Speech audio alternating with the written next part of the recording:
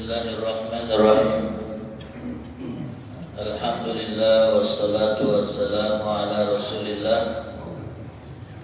Muhammad ibn Abdullah wa ala alihi wa sahbihi wa man wala. La hawla wa la quwwata illa billah. Subhanaka la ilma lana illa ma 'allamtana innaka antal alimul hakim. Rabbi shrah li sadri wa yassir li amri wahlul 'uqdatam min lisani yafqahu qawli wasaddid lisani wahdi qalbi bijahin nabiyyi wa alihi wa sahbihi.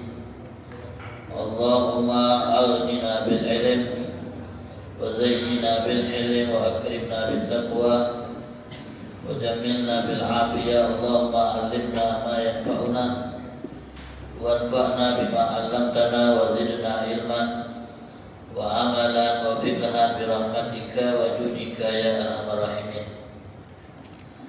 Hadirin wal hadirat yang dirahmati oleh Allah wa talaba, alhamdulillah, puji dan syukur kita panjatkan kehadiran Allah atas limpahan nikmat yang Allah karuniakan kepada kita. Salawat dan salam semoga tercurahkan kepada junjungan kita Nabi besar Muhammad sallallahu alaihi wasallam beserta keluarga, sahabat dan pengikut setia beliau sampai akhir zaman. Mudah-mudahan kita semua kelak akan mendapatkan syafaat dari Rasul sallallahu alaihi wasallam pada hari kiamat nanti. Amin ya rabbal alamin. Hadirin wal hadirat wat talabah yang dirahmati oleh Allah Subhanahu wa taala, kembali kita melanjutkan pembacaan kitab Risalatul Muawanah yang ditulis oleh Al-Imam Abdullah bin Alawi bin Muhammad Al-Haddad rahimahullah wa nafa'ana bih wa bi ulumihi fid dharain amin. Masih membahas tentang adab sehari-hari, dan kita masih akan membaca keterangan dari Imam Haddad mengenai etika atau adab dalam makan dan minum. Al-Imam Abdullah bin Alawi Al-Haddad mengatakan wala tatakallaful idam li kulli ta'am. Jangan masukkan al-idam, lauk tertentu setiap kali kita makan. Jadi ketika kita makan, jangan masukkan lauk tertentu mesti ada di ujung meja, mesti ada di dalam hidangan. Dan kalau seandainya lauk yang harus ada dalam menu makan kita itu ternyata tak ganti, kita menolak untuk makan, bahkan kita tidak menghargai suguhan dan sajian orang yang menyuguhkannya kepada kita. Ini dilarang. Untuk santri apa lagi? Apa yang dimasak oleh pondok makan, itulah makanan yang paling berkah. Jangan nak masuk ada lauk tertentunya. Kebiasaan di rumah yang galak dimanjur kan mungkin setiap kali request lauk pasti dimasakkan oleh orang tua. Di pondok kita diajarkan untuk menerima apapun yang disajikan kepada kita. Pun kita masyarakat hadirin, apapun yang disuguhkan dan disajikan, kalau kita suka kita makan, tak suka kita tinggalkan. Jangan pernah maksudkan setiap sajian yang disajikan ke kita harus ada lauk yang kita sukai. Ya, karena masyarakat hadirin wa hadirat, tiap kita ini mungkin punya lauk favorit yang kita senangnya kalau itu menjadi lauk makan kita. Tapi dah harus tiap makan harus ada itu terus. Wong yang terbiasa mengkonsumsi jenis lauk tertentu, dia dah acak beradaptasi ketika dia datang ke rumah wong. Sebab wong yang datang nyuguhkan apa yang dia mahu. Kadang-kadang wong nyuguhkan apa yang mereka siap untuk sajikan. Saat kita melihat, makin nanya dulu, mana ayam kebabnya? Usahakan wong itu. Usahakan wong yang sudah nyajikan, wong yang sudah masak, wong yang sudah ke pasar, Wah, yang sudah 2 jam mungkin mengolah makanan itu di dapur, pas disajikan komplain gitu. Mana ini, mana itu yang tak kati bocok meja. Ini bentuk tidak menghargai diri bayangmu. Apalagi kalau yang masak, wahai Bala Santi, ibu kamu, jangan. Atau untuk kita, wahai para suami, istrinya yang masak. Atau kita yang sudah punya anak yang mengelola rumah tangga kita, anak kita yang masak. Makan baik yang ada. Bukan berarti tidak boleh request, boleh. Kalau memang nak request sebelum dia masak, ngomonglah. Jangan hari ini cuma makan pindang, misalnya. Jadi mau siap. Ini mulai setelah masak, tanya pada pindangnya. Nah, jadi demikian. Wala tatakallam, tidak boleh masukkan lauk tertentu saat makan. Dan itu bukan akhlak Nabi kita Muhammad sallallahu alaihi wasallam. Kemudian wala ta'ib ta'aman qat. Jangan pernah mencela makanan. Jangan pernah komplain terhadap makanan. Walaupun makanan yang disajikan ke kita itu makanan yang kita sukai, makanan yang kita tidak selera dengannya, disajikan, jangan kita celah, jangan kita komplain. Kata Al-Imam Nawawi, di antara bentuk komplain terhadap makanan, mencela makanan adalah komentar-komentar yang galak keluar dari mulut kita, tapi dengan nada tak senang, bukan dengan nada ngasih tahu kekurangan, nah, dengan nada tak senang. Apa ini baiknya? Apa ini manisnya? Apa ini asinnya? Kadang-kadang kita begitu. Disajikan makan, kita makan masin. Komplain mulut ni kadang-kadang tidak bisa kita give. Masinnya, oi. Garam dari mana ini? Aduh, garamnya masinnya. Giliran kurang manis, pahitnya. Baca nak masak. Nah, nanti orang mulut. Intinya makanan itu kalau kita suka kita habiskan, kalau tidak suka tinggalkan. Dia mulai dia makan. Jadi jangan komplain makanan. Nabi kita Muhammad sallallahu alaihi wasallam itu tidak pernah mencela makanan. Kalau ada makanan yang tidak beliau sukai yang disajikan, beliau milih tidak makan dan tidak nyentuhnya. Sudah. Hari tuan rumah aja kenapa tidak dimakan oleh Rasulullah? Beliau akan menjawab, memberikan alasan. Karena makanan ini memang aku kurang selera untuk menyantapnya. Mungkin kita pernah ingat Nabi SAW pernah ditawari daging oleh Khalid bin Walid. Khalid bin Walid nawari Nabi daging. Nabi yang tak tahu daging ini jadi sapu, diterima. Setelah Nabi pegang daging tadi, Khalid kasih tahu, ya Rasulullah, ini daging dom. Kita sudah jelaskan kemarin.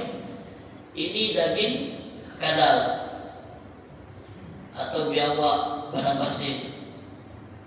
Nabi SAW langsung meletaknya lagi. Kemudian Khalid bertanya, apakah ini haram ya Rasulullah sehingga kau tak mau makannya? Nabi menjawab, dah, karena aku belum terbiasa makan makanan ini. Jadi aku dapati diri aku ini tidak masuk makanan ini. Karena makanan yang tidak sesuai selera Nabi. Jadi tidak bisa dipaksa, tidak baca masuk. Adapun kalian kalau memang doyan, makanlah. Aku tidak doyan makan ini, kalian makanlah. Tidak mencela. Dia ini lagi biawak. Ada lain, tidak.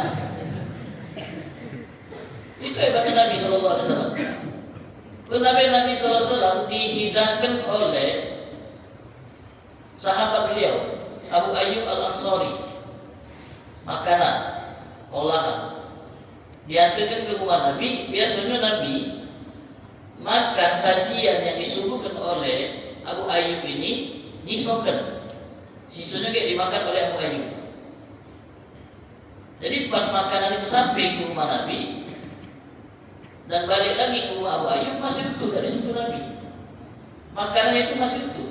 Nabi tidak makannya sama sekali. Abu Ayyub yang gugup langsung datangi Nabi dan bertanya, ya Rasulullah, ada apa dengan makanan kami ini? Apakah tidak enak? Apakah haram atau apa? Kata Nabi SAW, tidak. Makanan ini halal. Makanan ini lezat bagi kamu. Hanya saja di dalam makan ada kandungan bawang, dan aku tidak boleh makan bawang. Kenapa? Kalau makan bawang bau mulut, mulut bau bawang. Dan Nabi SAW ngomong sama mereka, sedangkan aku ini berbincang dengan orang yang, dengan malaikat yang kalian nak berbincang dengannya. Jibril nolak. Karena Jibril itu malaikat senang yang bersih. Kalau untuk kalian makanlah, kalau untuk aku tidak, kata Nabi SAW. Nah ini masalah selera, tak baca kita bagus. Jadi kita jangan komplain kan? Apalagi mawa rasa yang kita makan dari makanan untuk kita ceritakan kepada yang lain. Tak usah pepek situ, tak lemak. Iwaknya bukan iwak telet. Jangan itu iwak laut, pepek tumpah pun main. Tak usah. Kita doyan makan tidak sudah diambil. Karena nak cerita jangan sekarang apalagi dipegang terus. Jangan makan itu. Tak usah makan pepek situ, cukupnya tak lemak. Asal. Tak usah makan di situ modelnya apa, campak, macam ni ya. Intinya kita doyan makan, tak doyan tinggalkan. Faham? Ma'asyiral hadirin yang dirahmati Allah. Kemudian kata Muhammad, wala taj'al himmataka aku thayyibat. Jangan sampai obsesi kita ini cuma nak makan lemak. Jangan sampai obsesi kita ini yang harus dipikirkan kita ini cuma nak makan lemak. Standarnya tinggi. Kalau makan tak lemak, tak galak dia sebut makan itu. Bukan makan lemak dilarang. Kita makan lemak boleh. Tapi yang dilarang ini menjadikan itu sebagai kebiasaan. Makan nak lemak itulah. Jangan kata. Sesekali makan lemak, nikmati karunia Allah, pemberian Allah boleh. Sayyidina Utsman bin Affan radhiyallahu anhu, dia kaya. Berado. Jadi beliau kalau makan daging lembut, roti olahan yang lembut itu. Karena beliau punya dan beliau tidak masuk. Kadang-kadang makan lemak, kadang-kadang makan biasa. Apa yang ada? Kalau Sayyidina Umar terbiasa dengan kehidupan yang sederhana. Rotinya kering, harus goreng dengan air, harus pakai lauk biar lemak rotinya. Minumnya juga air putih. Sayyidina Umar condong hidup sederhana. Pilihan beliau. Sayyidina Utsman hidup itu enak kalau beliau kaya. Namun itu tidak dijadikan sebagai kebiasaan harus makan lemaknya. Makan nak pagi sore dia diajak kita makan dia. Kemana? Siang malam kalau baca siang malam. Pagi sore masuk baru lidahku. Hujung lidah Perancis lidah Perancis ni makan lele pak. Banyak komentar itu. Lidah Perancis. Kamu kalau kawan lidah Perancis, situ tak lemak, situ yang lemak. Iyalah mahal. Mahal biasa lemak tu lah. Jadi jangan terbiasa makan makan yang lemak. Dulu ada Al-Mahdi. Al-Mahdi ini pak keluarga khalifah. Apa beliau saat itu sudah jadi khalifah atau beliau masih bagian dari keluarga khalifah? Kalau di kita keluarga presiden Al-Mahdi namanya. Ada tamu datang ke rumahnya, bawa lagi puasa. Pas bung tadi nak pamit kata Mahdi, okey makan dulu. Kau kan puasa, aku nak nyambung kau yang lagi puasa. Okey dia ajak makan, siapa nolak dia. Pas sudah masuk waktu maghrib, waktu buka sudah tiba, disuguhkanlah makanan. Makanan itu sederhana dia, tidak menunjukkan makanan yang biasa dimakan para bangsawan. Roti biasa, cecelan biasa. Nah, kau yang diajak makan ini menu pembuka ini. Nyangkut dia ini menu pembuka, menu penutup lagi dia olah di dapur saja. Pasti daging panggang ini cekok jadi khusus dia. Maka dia makannya pak seperti wong yang lagi nunggu makanan sesuatu keluar, dikitnya dia. Dikit-dikit dia makan.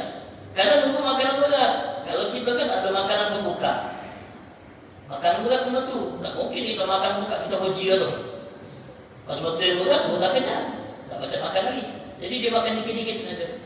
Harapan makanan yang berat akan keluar dari dapur. Diawasi oleh Mahdi. Dapur kau makan dia itu. Kau kan puas, banyaklah makan. Makanlah banyak, tak Apa dikit-dikit tu?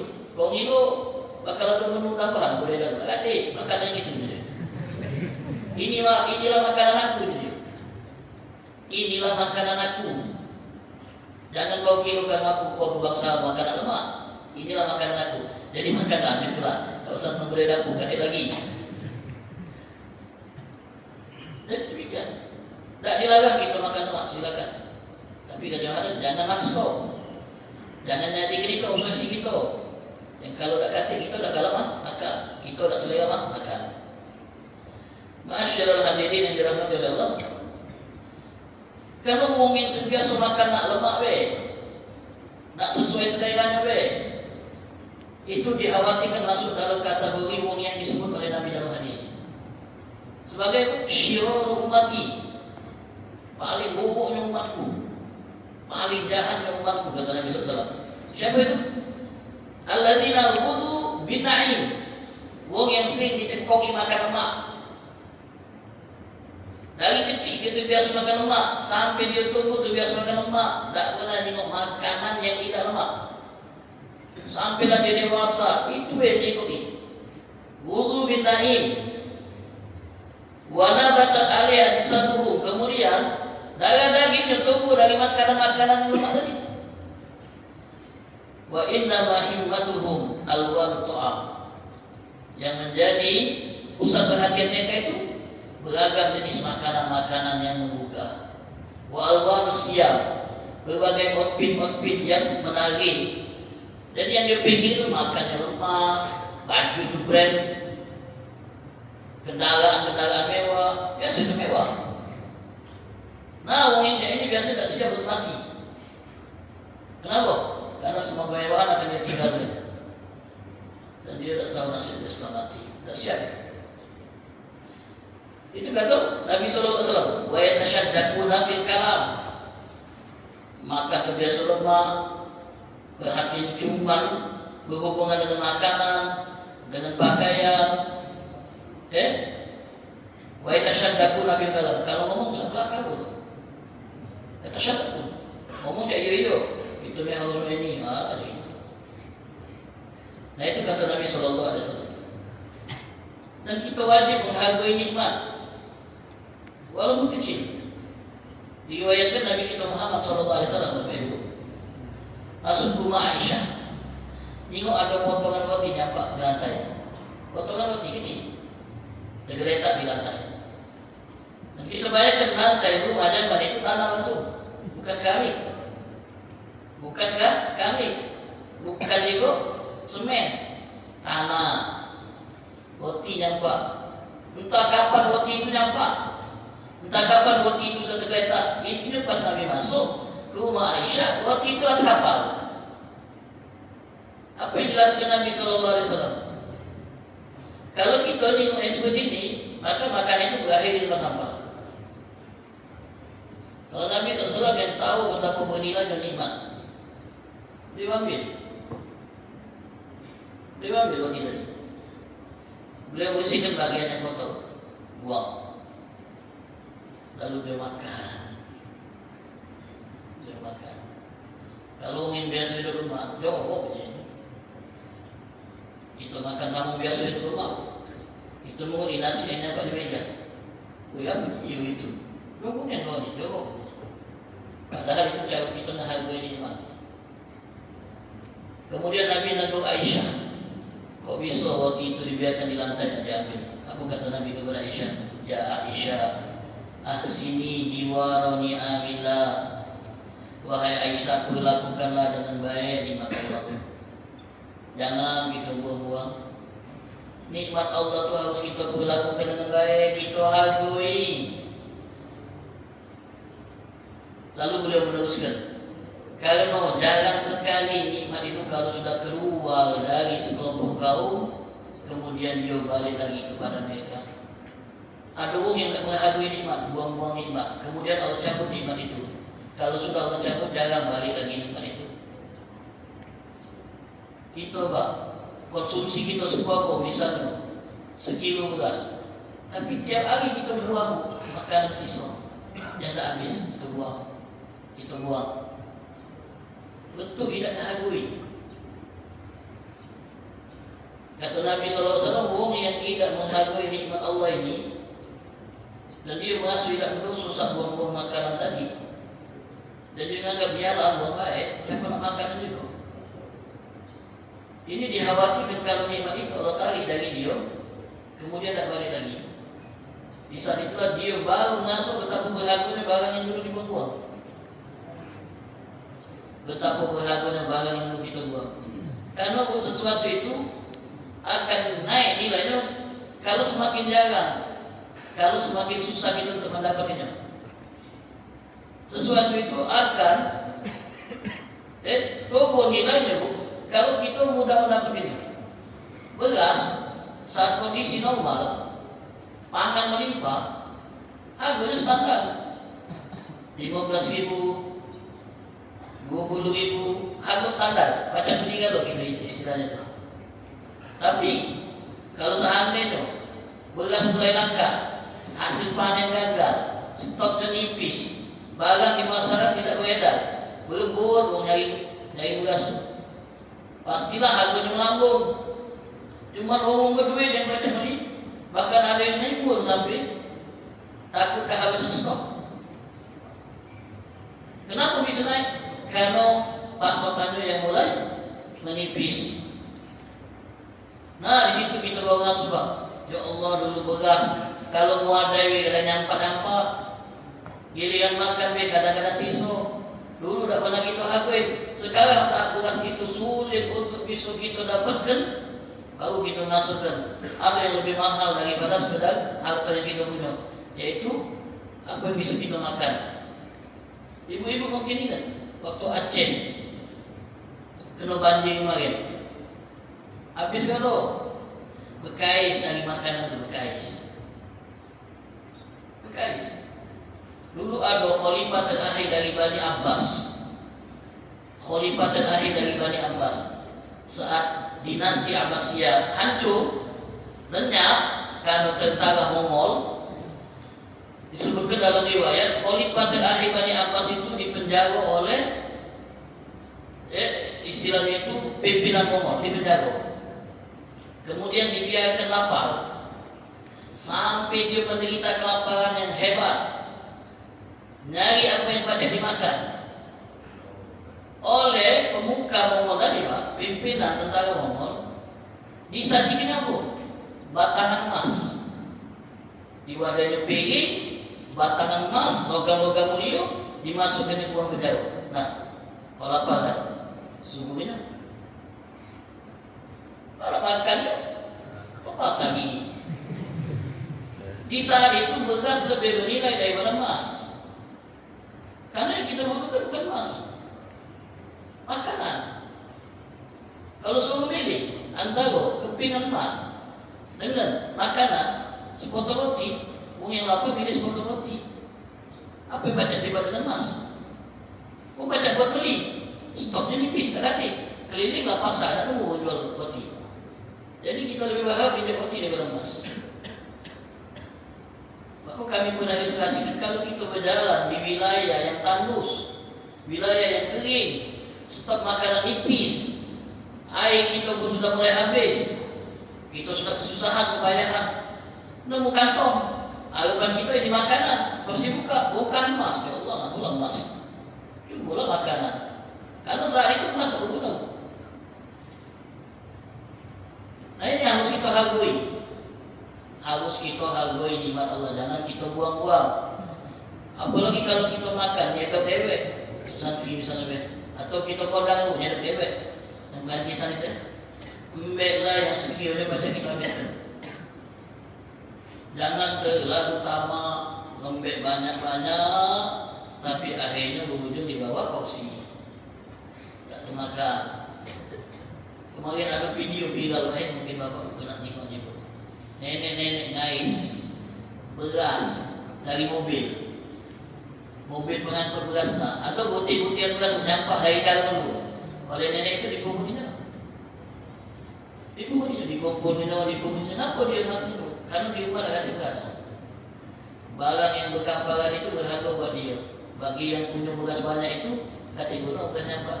Tapi bagi yang tak punya, berharganya. Dia baca makan dan mengenyangkan perut. dengan memenuhi beras-beras tadi. Jadi begitu. Kadang kita tengok fenomena ada makan banyaknya menu itu bergunung, tapi di sisi lain saudara kita di Palestin kelaparan. Dia makan bergunung-gunung kemudian dibuang, bertonton di bawah. Sisa-sisa nasi itu bertonton. Di sisi lain masih banyak orang yang kelaparan. Coba kalau kita gunakan barang yang terbuang dari untuk orang lapar, kita kenyang yang kenyang, boleh pahala belum? Nah ini kadang kita tidak menghargai nikmat Allah. Kita buang-buang, sisanya kita berujung di kotak sampah. Wassalamualaikum warahmatullahi wabarakatuh. Kemudian wajtahid alla tudkhil batanaka ila halal. Nah ini penting Bapak Ibu, apalagi para pencari nafkah. Usahakan jangan sampai yang masuk ke perut kita dan keluarga kecuali yang halal yang kita dapat dengan bekerja baik-baik, tanpa nipu, tanpa merampas hak wong. Usahakan wajib untuk tidak masukkan ke dalam perut kita dan keluarga kita kecuali yang halal. Hasil ingat, kita bekerja, dapat upah, kemudian kita belikan sesuatu yang bisa dimakan oleh keluarga kita. Dikit halal itu berkah, banyak haram itu akan menjadi sampah, tak menghasilkan apa-apa. Carilah duit yang halal. Jangan menggunakan segala cara untuk dapat duit.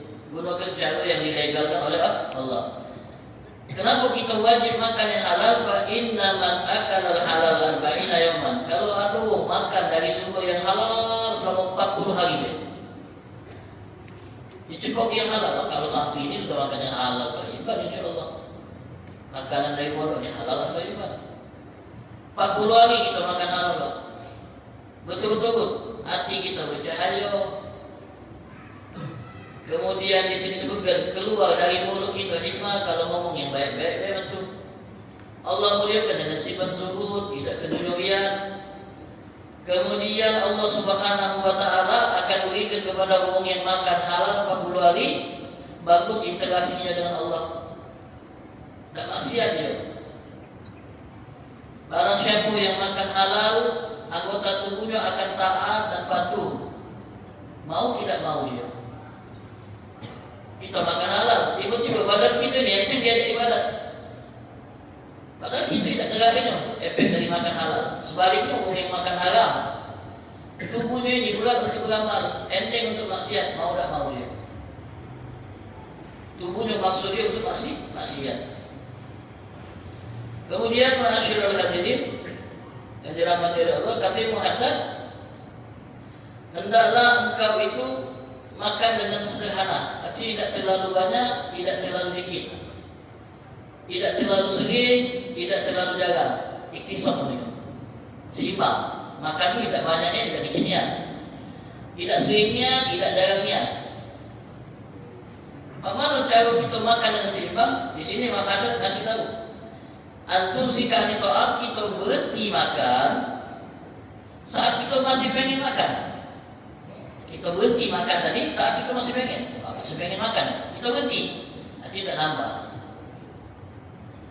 Masih pengen nambah ini, tapi tak jadilah. Itu sampai iktisad, tidak memperturutkan keinginan kita. Pantang berhenti kalau masih muat. Kalau sudah tak muat lagi, full tank kalau diri kita ni tak masuk lagi makanan, bahkan baju menolak, muntah gitu. Tak, terjadi tersendiri gitu, tak baca lagi. Tidak macam itu. Iktisad itu seimbang dalam konsumsi makan. Kita berhenti saat kita masih pengen, kita lawan. Misalnya dalam hati nambahlah, masih banyak, nah gitu. Bukan orang yang tak kalah nambahkan Allah habis, kalau ada nambah dia, lain lagi gitu. Nambahlah, dia dampak ke laut, tak boleh nambah dia. Jadi masih pengen kita nih, nak makan tu, tapi kita tahan dan kita turutkan. Kemudian kita tidak makan kecuali saat pengen ya, baru makan kita. Kalau lagi belum pengen ya, belum nak makan kita. Apa tanda kalau untuk pengennya makan? Tanda pengennya makan, kata Muhammad adalah dia akan makan apapun yang ada. Nah, berarti pengen makan. Kalau masih milih-milih, belum pengennya nih. Lapangnya pengennya makan. Nah, apa yang disuguhkan dimakan dan diadanya. Nah, itu bawa pengennya. Kalau masih milih-milih, model misi kok, nah, bukan lapangnya itu. Itulah kalau makan mulut, melejakan dan itu boleh, tapi jangan sering kata Al-Imam Abdullah bin Alawi Al-Haddad. Nah, ini adab-adab saat kita makan. Hendaklah kita bisa tegakkan, kita bisa jalankan, dan mudah-mudahan Allah berkahi apa yang kita makan. Dan mudah-mudahan apa yang kita makan ini tidak bawa penyakit. Karena kebanyakan penyakit itu datang dari apa yang kita makan. Nah, kita berharap semoga apa yang kita makan ini jadi kebaikan. Mohon kita lebih semangat ibadah, rajin sholat, dan yang lain-lain sebagainya. InsyaAllah pada pertemuan minggu depan kita masih akan membahas adab minum dan adab-adab yang lainnya. Wallahu ta'ala a'lam bis-shawab. Bismillahirrahmanirrahim. Ya Rabbana atarafna bi annana iqtarafna wa annana asrafna ala lagha ashrafna fatub alaina tawbah taghsil likulli hawbah واستر لنا العورات وآمن الروعات واغفر لوالدينا ربي ومولودينا والآل والإخوان وسائر الخلان وكل ذي محبة أو جيرة أو صحبة والمسلمين أجمع آمين ربي اسمع فضلا وجودا أننا باكتساب منا بالمصطفى الرسول نحظى بكل سود بالمصطفى الرسول نحظى بكل سود بالمصطفى الرسول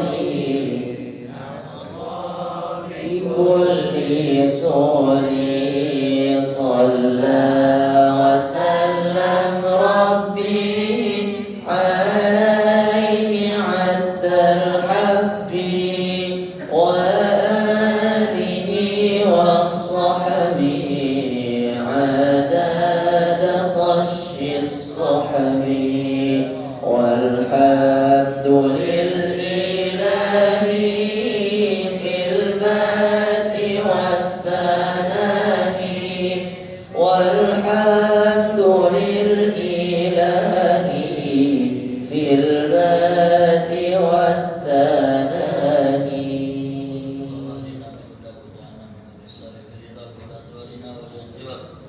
ولا تجعلنا ممن خالف أمرك وعصاك وحسبنا الله ونعم الوكيل. لا حول ولا قوة إلا بالله العلي العظيم. وصلى الله على سيدنا محمد النبي الأمي وعلى آله وصحبه وسلم. الحمد لله رب العالمين.